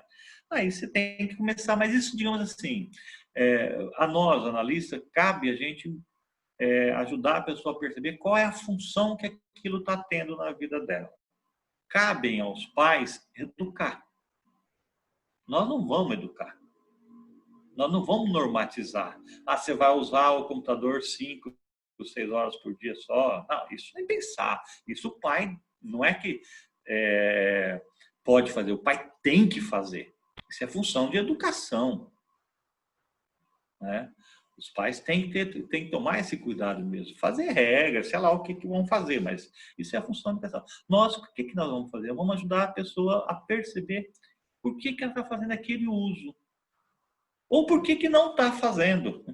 Também, por que não? Às vezes a pessoa tem essa possibilidade de jogar, eu fico o dia inteiro no meu quarto e não converso com ninguém, não faço nada, não tem isso também? As pessoas que falam que fica no tédio, bom, tédio para adolescente, né? Mas se você não joga, se você não entra na internet, se você não entra nas redes sociais, podemos, não estou falando para fazer, mas por que não? O que é assim, problematizar isso, né, gente? Buscar alguma forma de dar a entender qual é o uso que a pessoa está fazendo daquilo na vida dela, né? Não é isso que a gente ajuda as pessoas a fazer. Os jogos é a mesma coisa. Não vamos nos espantar com isso, né? Não vamos criar assim, né? Isso os pais têm o direito de fazer, a gente não. Né? Falando em pais, tem uma questão aqui da Silene.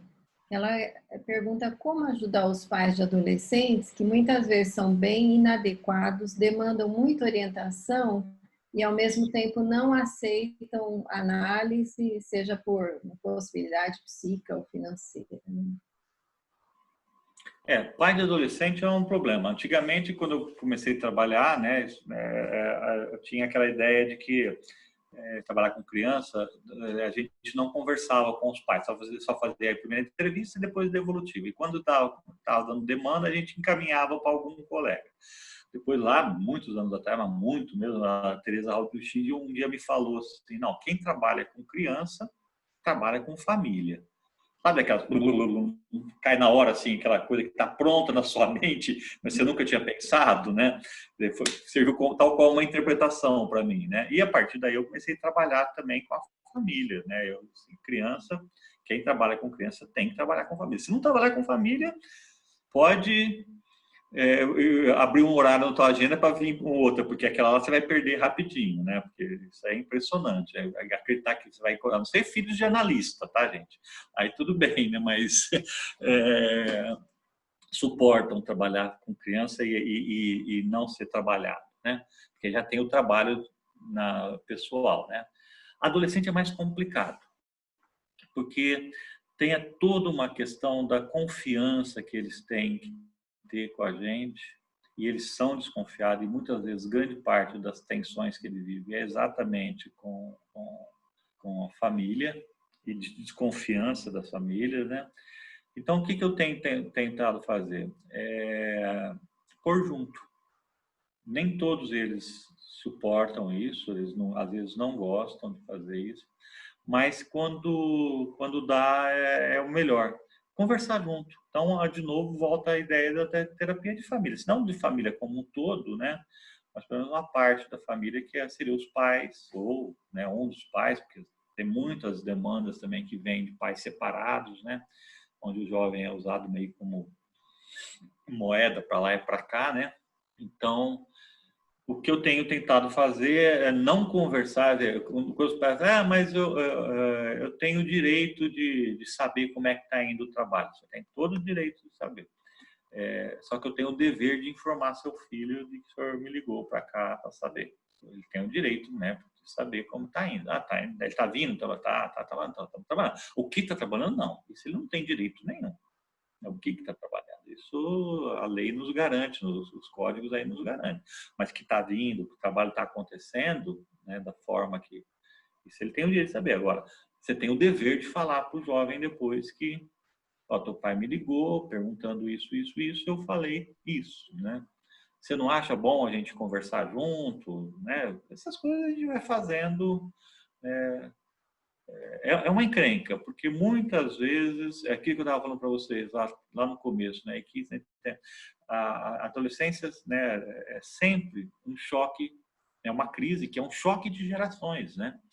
E muitos pais não aceitam ser subjugados ou ver um jovem querendo ir para a vida, abrindo, né, os horizontes. Puta, né, quanto movimento invejoso, né, que os pais têm em relação aos filhos.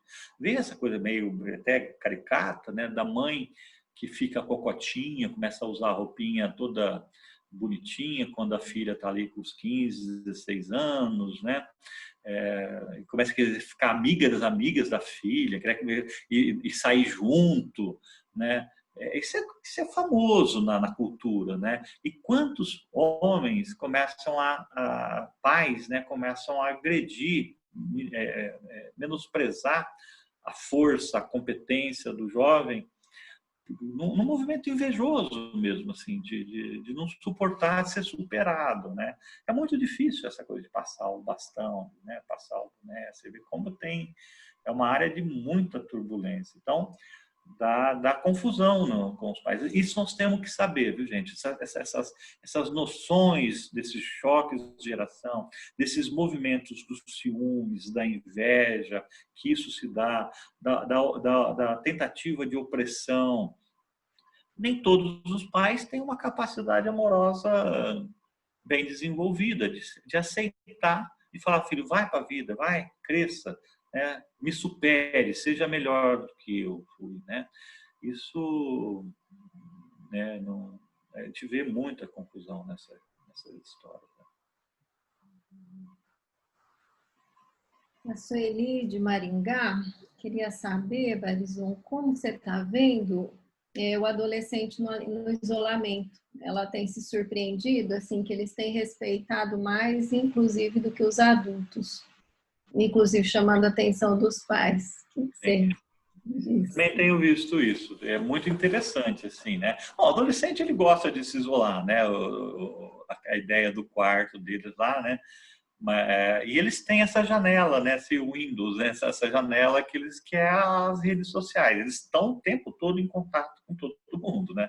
Vocês veem que eles estão, né, nas redes, eles estão fazendo contato, mas estão suportando mais essa ideia do isolamento, até porque acho que é uma própria característica. E isso falar em esperança nesse Brasil é muito complicado, né, gente? Nós estamos vivendo um momento dramático né, sobre esse ponto de vista das lideranças políticas, né? Assim, isso é uma pena o que está acontecendo com a gente, né? Lógico que nós temos uma realidade pesada para lidar, mas podíamos estar lidando de uma maneira muito mais assertiva, muito mais lúcida, né? E me parece que a juventude tem percebido muito essa questão por exemplo, isso, olha, entre um discurso político e um discurso da ciência, eu prefiro da ciência. Né? Eu sei, eu consigo ter essa noção, de tal forma que pode ser que essa pandemia esteja criando uma geração mais empática. Vamos prestar atenção nisso. Lógico, vamos ter que esperar o tempo para fazer. Porque o que nós estamos vivendo hoje é a ideia de pessoas que são capazes de se colocar no lugar do outro e preservar a vida do outro ou não. Pessoas que têm empatia, que na verdade seria aquela ideia que o Freud propõe da capacidade analítica, da gente se relacionar com o outro, pelo outro, e não como uma projeção daquilo que eu sou e daquilo que eu acho que através do modelo do narcisismo mesmo, né? Pode ser que a gente esteja vivendo um momento que vai dar um tipo de desenvolvimento mais forçado, né? Em que as pessoas vão ter uma preocupação social muito maior. E outra coisa que vocês veem, que agora, nesse momento, esse discurso ecológico, há muito tempo ele existe já, né? Mas parece que ganhou uma maturidade agora.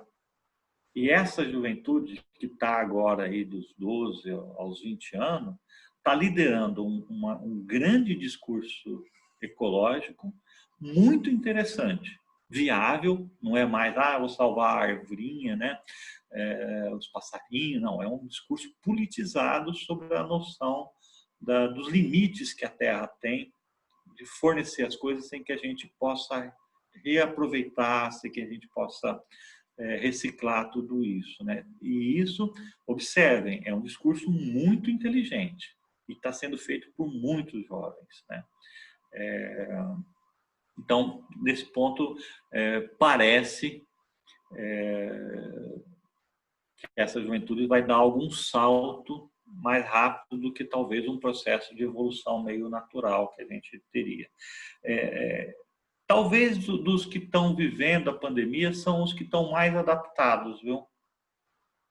Criancinha pequena está muito adaptada, criancinha até os 4, 5 anos, até Édipo, mais ou menos, está muito bem, me parece, né? Do jeito que eu consigo ver. Os latentes são os que estão mais perdendo de todos, né? Os latentes são os que estão perdendo muito por causa é fundamental a socialização nessa época.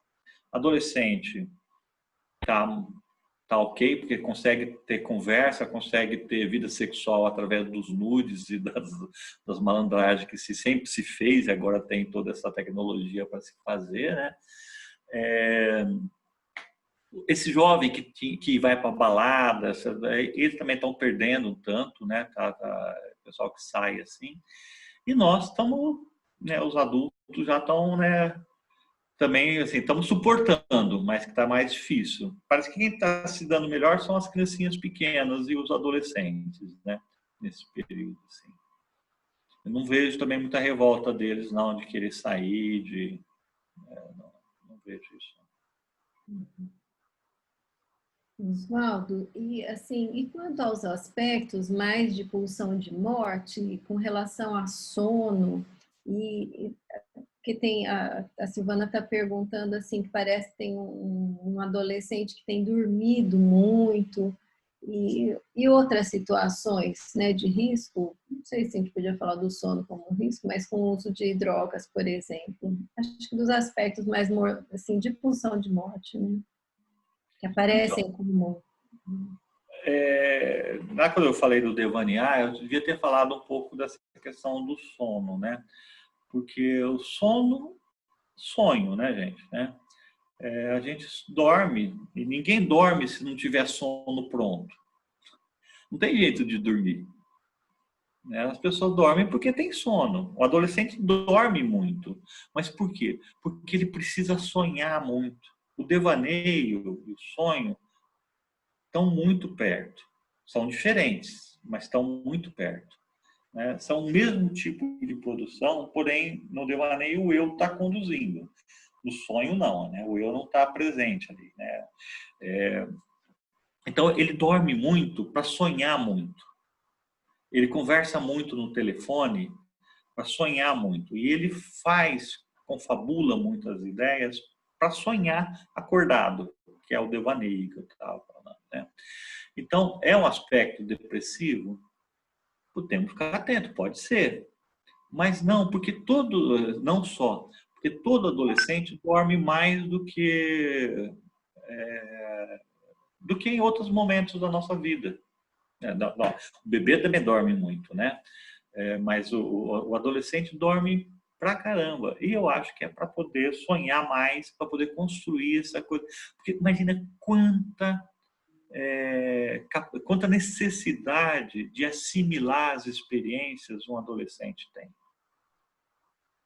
O sonho serve para isso, para filtrar, jogar um tanto fora e dar sentido, fazer o processo de assimilação das experiências.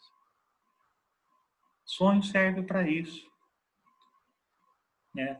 Então, aquilo que a gente não consegue elaborar conscientemente, acordado, a gente conta que à noite a gente vai conseguir fazer, eliminar algumas coisas e outras fazer o processo, inclusive o processo de memória. Vocês sabem que a memória não se dá na hora que a gente entra em contato com a coisa.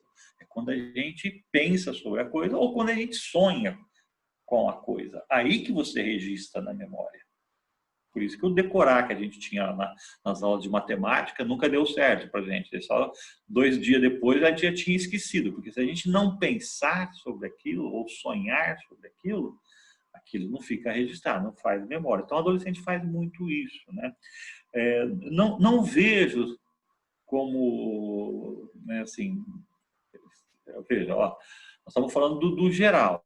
Eu não vejo como manifestação da pulsão de morte. Em alguns adolescentes, o uso que vai fazer do sono, assim como o uso que faz do videogame, assim como o uso que faz das redes sociais. Nada disso é um problema em si. Isso sempre vai estar em relação a alguma coisa. E em relação, a gente pode questionar isso. Então, se a pessoa está dormindo muito, o que é? É esse processo natural? Ou é uma fuga? Ou é uma depressão? Né? O que é? Bom, aí nós vamos ter que conversar e cada caso vai ter um uso específico. A droga na juventude, sim, essa é complicadíssimo, né? Isso é sempre... Eu estava temendo que ninguém tinha falado disso, está gostando, na verdade, né? Porque é espinhento falar sobre isso, né? A droga também, a droga não tem nada a ver com isso, ela só é uma droga, né? A gente ouviu já vários artistas falarem o bem que fez usar certas drogas em certos períodos históricos, né? A droga, de novo, né, a gente vai ter que falar o uso que se faz da droga, né? Qual que é o uso que a pessoa está fazendo? E uso, né, a gente vai ter que voltar na questão da relação que a pessoa estabelece com isso, né? A infinita maioria das pessoas que fazem uso de drogas na juventude não continuam na vida adulta, né? E isso parece que tem a ver muito com esses processos de descoberta, que tem a ver com esses processos de experimentação, e que a maior parte experimenta e depois sai fora. Tem um tanto que fica. Assim como o álcool, né, gente? Né? Que é droga mais comum do que o álcool. Qual é? Nós começamos uma brincadeira hoje aqui falando, reclamando que eu não fui tomar o vinho com vocês aí em Marília, né?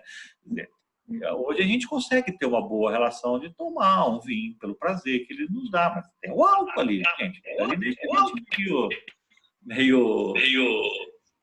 meio fora, até. Meio fora, até. Tá dando eco aí, viu? Agora não tá mais. Então, qual que é o uso que se faz disso? É essa a ideia, né? As drogas têm uma facilitação, tem né? A gente ouve muitos jovens contando assim, do prazer que teve, e isso a gente tem que saber. Sim, é prazeroso, tem muitos que se beneficiam, gostam, né? Mas depois não conseguem perceber que isso não cabe na vida, ou não faz bem, aí vão saindo fora, né? O adolescente que não faz arte é o adulto infeliz que vem para o nosso consultório depois, gente. O Meltzer tem uma ideia que eu adoro. Ele fala assim, o adolescente que faz um túnel na juventude dele é o que vai ser infeliz depois, que vai falar para nós, olha, tenho família, tenho dinheiro, tenho profissão, conquistei tudo que eu queria, mas a vida está sem sabor, a vida não tem nada de bom, né? Esse daí é o que a gente ouve muito, né? Uma pessoa de 40 anos que vem nos procurar pedindo que a gente ajude a pessoa a dar sentido para a vida. A juventude é o período da gente experimentar, da gente fazer arte. Quem não faz arte ali vai ficar sempre depois com aquele ranço de eu devia, ou vai começar a querer fazer depois de velho, né? Que é até ridículo, né? Aí o pessoal quer acabar casamento para poder experimentar, né, outras pessoas, né? Né? Devia ter feito isso com 18, com 17, né? Lá atrás estava mais adequado para fazer isso, mas não, né? Tinha de ser tudo, né? Então, pensem nessa ideia do túnel, né? A turbulência, eu defini para vocês lá no começo uma metamorfose com turbulência, que é o termo que o Carvajal usa, né? Eu gosto também dessa ideia. Essa turbulência é necessária na juventude. Então, quando às vezes a gente vê assim, as pessoas falando, não, tem que ter limite zero, né? Tem que ter educação militar, tem que ter disciplina. Pô, gente, não. Tem que ter tolerância. Tem que deixar as pessoas experimentarem. Tem que criar parâmetros, ajudar a não se perder muito, né? Mas Não, a juventude é para fazer coisas diferentes, porque é eles que vão criar, eles que vão dar a novidade. Essas mentes que são mais serelepes, esses que trazem as inovações para a gente. E aí a gente vai querer enquadrar as rebeldias. Não, gente, não. Né? Tolerância 1000. Né? Tolerância 1000. Né? Pensamento disciplinador, não. Isso não cabe para qualquer pessoa que conseguiu pensar um pouco a existência do ser humano, não vê nisso nenhum sentido. Né? Na disciplina, na obrigatoriedade, no tem que. Você tem que. Né? Tem que arrumar uma profissão, tem que escolher agora, com 17 anos, o que você vai fazer pro resto da sua vida. É crueldade, é vingança que a gente faz quando a sociedade tem essas posturas em relação aos jovens. Oswaldo, a gente queria te agradecer muito pela sua presença muito viva, por essa psicanálise encarnada que você conta, né? Que vou encerrar aqui, né, com a Cibele, que comenta como você ajuda a gente, faz a gente fazer um passeio pela psicanálise, e que através das suas colocações a gente fica respaldado para ter autonomia e conseguir montar um setting para cada paciente. A conversa está boa, como sempre. A gente queria te agradecer muito, mas a gente precisa encerrar. A gente vai gravar o bate-papo, né? E as perguntas que não puderam ser respondidas pela questão do tempo vão ser enviadas para você. E se você puder daí dar um retorno, tá bom? Prazer. Com o maior prazer. Muito obrigada a todos que estiveram com a gente até agora, nesse domingo. Pode falar. Não, só isso, né? Agradecer também e quando a gente está fazendo o que a gente gosta, né? É gostoso, né? Encontrar pessoas queridas, né? Também é muito bom. O Odilon falava sempre para a gente que uma análise faz muito mais com a personalidade do analista do que de qualquer outra coisa.